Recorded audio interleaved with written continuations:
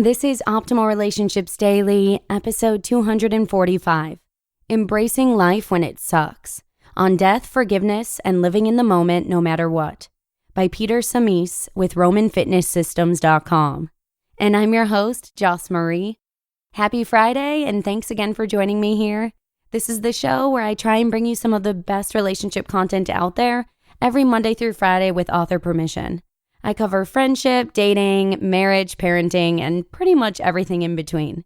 But given it's Friday, I'm going to go ahead and keep this intro nice and brief for you today because I know people ain't got no time for long-winded intros and stuff. So let's hear it and start optimizing your life. Embracing Life When It Sucks, on Death, Forgiveness, and Living in the Moment No Matter What, by Tzemis with RomanFitnessSystems.com. It's 2 a.m. on a crisp, now Wednesday morning. Chills creep down my spine and a single tear rolls down my cheek as I realize it's time. It's time to move the body.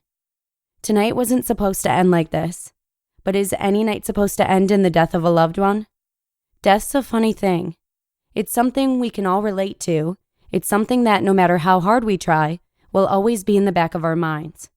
But it's also the thing that makes life worth living. My uncle was a second father to me. Having no kids of his own, my siblings and I were his children. He was at every birthday, every graduation, and every single hockey game that I played.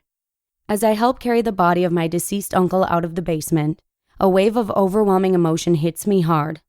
I double over, ready to puke, but right before, I see my father, longing for his dead brother, knowing that he will never see him, touch him, or talk to him again. Then I see my sister, and a horrible flash takes me to the future. This is how it will be for her and me. I take a deep breath and muster the courage to continue moving the body. I can't stop now. My father needs me. We load the body into the funeral home van, thank everyone for their help, and go our separate ways. Understanding grief. Grief is a natural response. It helps us cope and heal when the connection with a loved one has been irreversibly severed. It's beyond painful, but it's also necessary. In 1969, psychiatrist Elizabeth Kubler-Ross introduced the 5 stages of grief to the world. Number 1, denial. Number 2, anger.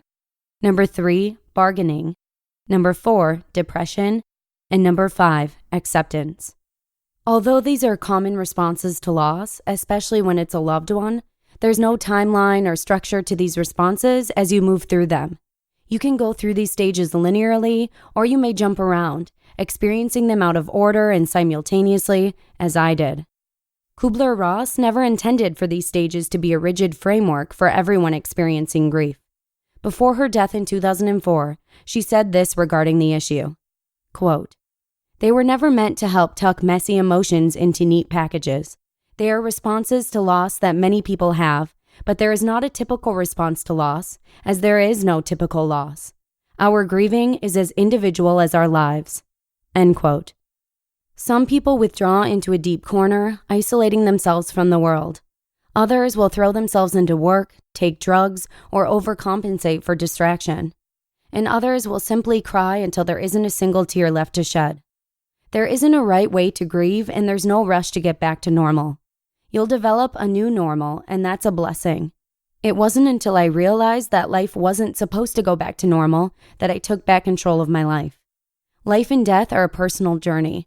You're allowed to do whatever it is that you need to heal and whatever you feel is right. Suppressing your feelings and being tough or strong is a dangerous game to play. It builds an unstable emotional dungeon ready to collapse at any moment. When you allow yourself to be open and be vulnerable, you allow the grieving process to do its job, healing you. Living in the moment even when it sucks. If you've read any personal development, it's continuously preached that living in the present is a fundamental component to success and happiness. But what do we do when the moment sucks? How do we live in the moment when we are doing all we can to stay afloat from the waterfall of depression crashing down on us? Eventually, you learn to sit in the pain, accepting it without judgment. Without this, you start playing the what-if game. What if I was there 10 minutes before his heart attack? What if I spent more time talking with him and helping him? What if I called more, loved more, and on and on? Once you let that game in, it consumes you. Instead of sleeping at night, you are wide awake thinking of a million possibilities, convinced that if you did this or that, you could somehow bring that person back. Living in the moment when it sucks allows you to avoid this never-ending wormhole. When you resist the tidal wave of emotions from death, they build up into a terrifying tsunami that will eventually come crashing down on you. The first days and weeks after my uncle's sudden passing, I allowed myself to succumb to the overwhelming misery. Yet at the same time, I took action. Rather than ignoring the pain, I experienced it completely and responded to it. I listened and gave it an identity. I let it consume me, not fighting or resisting, but watching, observing, and learning from it. I allowed myself to break into tears without judgment spontaneously. I lived in the moment, even when that moment was raw, unfiltered misery. The tears eventually slowed, and the despair evaporated. By allowing pain to have its moment passed.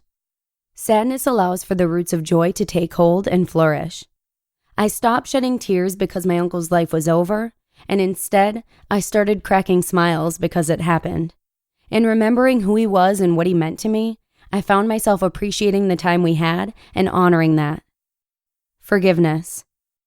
Time doesn't heal everything. Spending my days playing video games and binge-watching Netflix didn't do a thing for me. It didn't make the time go by faster or help me forget. Instead, it made each day seem more and more meaningless. Spending your time avoiding the pain is only pushing back the healing process. Time that's well spent encourages the healing process. And the greatest way to spend time when dealing with loss is to bask in forgiveness. Forgiveness is vital in letting go and moving forward. Not only forgiving others, but also forgiving yourself. Forgiving yourself of all the guilt you are keeping locked in a cage for your loved one. When my uncle passed, I felt responsible for every mishap in my head and for all the times I didn't tell him I loved him or hugged him. In forgiving, I freed myself and my life of anger, betrayal, and hurt. This made room for peace and love to take root in my heart. If you're dealing with the loss of someone you love, practice being present each day and become aware of the thoughts that come unfiltered through your mind.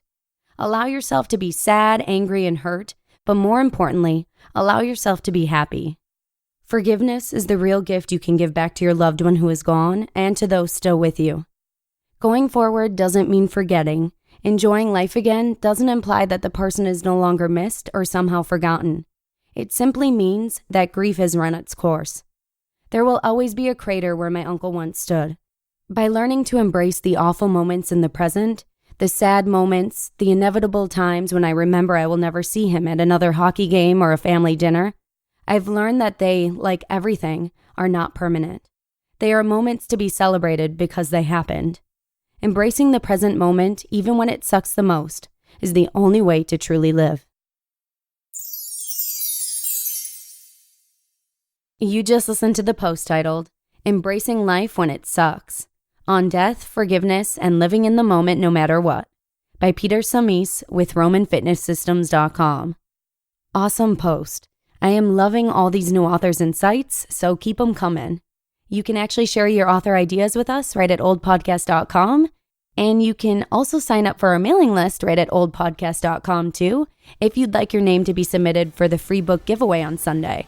Good luck, have a lovely weekend, and I'll see you again next week, where your optimal life awaits. Hello, Life Optimizer. This is Justin Malik, creator and producer of this podcast, but also Optimal Living Daily, the show where I read to you from even more blogs covering finance, productivity, minimalism, personal development, and more from incredible bloggers like Derek Sivers, Zen Habits, Mark and Angel, The Minimalists, and all the ones you hear on this show too. So if you enjoyed today's episode and like taking amazing blogs on the go, come on over to Optimal Living Daily and subscribe to that one too. And together, we'll start optimizing your life.